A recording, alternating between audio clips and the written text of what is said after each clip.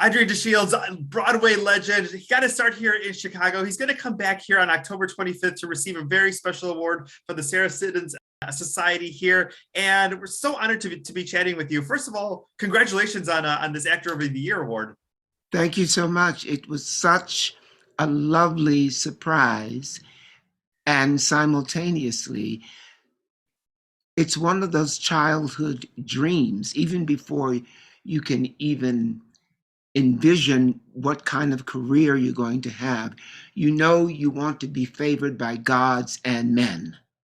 Oh, So I'm in Hadestown, so the gods are on my side. But now with the Sarah Siddons Award, men, meaning humanity, is on my side. So I'm taking that to heart and I'm feeling very, very excited about it. So let's talk a little bit. You're born in Maryland, East Coast guy, but your heart is in Chicago. I mean, you got your first job here, starring in here, 1969. So Chicago is such an important place, for us to love you, and especially, for you, especially with your career starting here. Yes. Now, you're absolutely correct to say my first professional gig was in Chicago, but it's even deeper than that. I did my undergraduate work at the University of Wisconsin, where I met Stuart Gordon, who is a native of Chicago, who founded the Organic Theater Company, where I honed my craft as an experimental actor. And the Organic Theater Company was one of the first DIY off-loop organizations on Lincoln Avenue. So it isn't just that my professional career started in Chicago, but when I came to New York in '73, everyone knew Andre DeShields is a Chicago actor.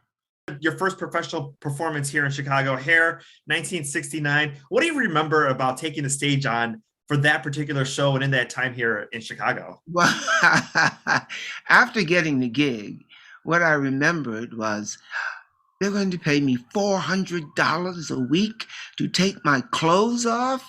I could do this for the rest of my life.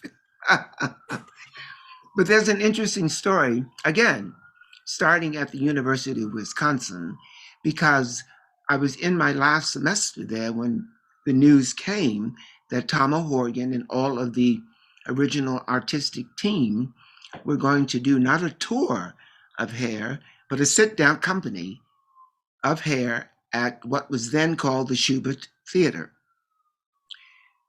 Monroe and Dearborn. Correct. Yeah. Right.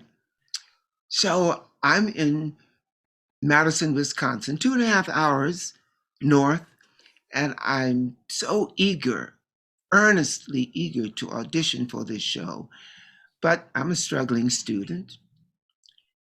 So what I do is I appeal to my coterie of friends. I explain to them that I can taste this show.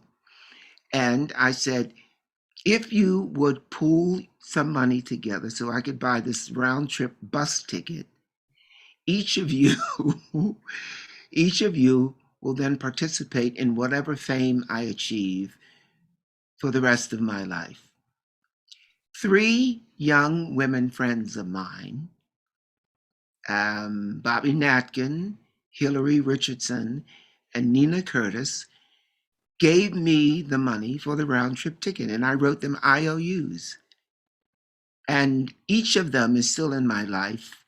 And when the University of Wisconsin did the cover story of me on the alumni magazine, it featured Nina's original IOU.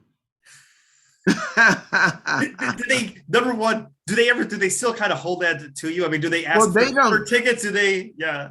Well, they don't hold it, but when I visit Nina, who lives in Oxford, or Hillary, who lives in Washington, D.C., or Bobby, who lives in Chicago, whom I will see when I come through, it's always on me. The tickets are on me, the dinner is on me, and they go, oh, no, no, no. I said, no, I am living up to my IOU. And the round trip ticket must have been $10 or something like that. Probably one of the best investing into Apple, in the company in the 70s is probably a good investment. Right. Investing into your trip to Chicago, equally as wonderful and pays back millions of times fold. Exactly. So Chicago, even before I knew it, was meant to be part of my legacy. That is amazing. And part of your legacy as well too, Tony Award winner for Hadestown, one of the biggest shows right before the lockdown that you started. Your Tony Award winning speech was just amazing. And it's one of those speeches that I watch and I think about all the time. And especially when you've had so much time to reflect over the pandemic about the people you surround yourself with, the things that you want in your life that maybe don't necessarily come as quickly as you would like them. And after you reach a certain goal and climbing the next mountain, it's one of those speeches that just like I reflected on so much and it meant so much to me. How did you come up with that speech and why were those the words that you wanted to speak? I've been since 1969. This is my 52nd year as a professional performer. I've attended and participated in many Tony Award events. You are always warned that you only have 90 seconds if you are the chosen lucky winner to give your Tony acceptance speech, and then you will be played off. I have witnessed my colleagues trying to thank 100 people in 90 seconds. It's impossible. So I thought if I'm ever fortunate enough to be the recipient of this award, just as we say since 9/11, if you see something, say something, I decided if you know something, share something. So when I got this third Tony nomination, I started thinking earnestly about what wisdom bomb, what personal IED I could put together. And if the moment occurred, I could drop on the 9 million people who were watching, because it would take the rest of my life to say it to 9 million people. We're not television, except for that one night. And I think I did the correct thing because the very next day it went viral. How have you reflected on what the meaning of Hadestown and what that show means to you personally? Well, first of all, when I was a young man in grade school, in junior high school, in high school, I decided that in terms of personal success, what I needed to do was master the language of my oppressor so that I would always be understood and could always understand. Now, this may sound weird, but literacy isn't always the number one talent that the theater is looking for. So I had not until Hadestown been asked to bring to the table my expertise with the English language, my literacy, my ability to be a wordsmith. More often than not, and I have no regrets about it, I was playing the magical Negro, the Wiz, Ain't Misbehavin', the Full Monty, Play On, Song and Dance Man. Finally, someone says, we want Andre DeShields for his mind, for his intellectual abilities, for his talent for storytelling, his mastery of the word. And that played a big part in my winning the Tony Award, because for that season, it appeared as the crown jewel. We didn't know words were so powerful until they came out of the mouth of Andre DeShields as Hermes, messenger to the gods. Let's talk a little bit about, especially, hearing you just talk right now.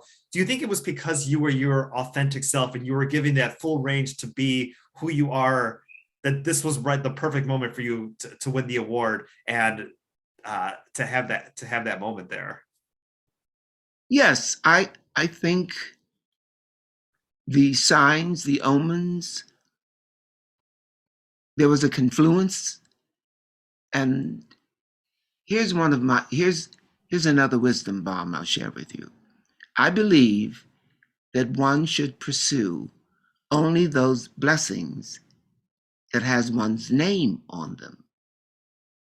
Otherwise, we get confused. Otherwise, we continue to chase these pretty objects. I knew in 2019 that the Tony Award had Andre DeShields' name on it. So receive it even before it's offered to you. And Hadestown coming to Chicagoland March 3rd through the 12th. Definitely, there's a lot of parallels in what you just said in the show. So definitely one to go ahead and check out here in the Chicagoland area. And Sarah Siddons Society, he's getting the award Actor of the Year coming up on October 25th. I mean, last year, Brian Stokes Mitchell, we did that event virtually. Now we get to have it in person at the Edge Theater. You get to hear some of Andre's wonderful words and see why he has been, a leader here in the theater, especially starting here in Chicagoland, honing his craft, professional on stage. And then, final thing before we let you go, I know we're waiting till the spring, but possibly another show for you next year? There's something in the works, but I shouldn't put a Kanahara on it because spring has yet to come again. Once spring comes again, then I can think about blossoming, blooming. But right now, my eye is on the prize of completing my year in Hadestown, because when you sign that contract, it's for run of the play, which means you have to do 52 weeks. So I will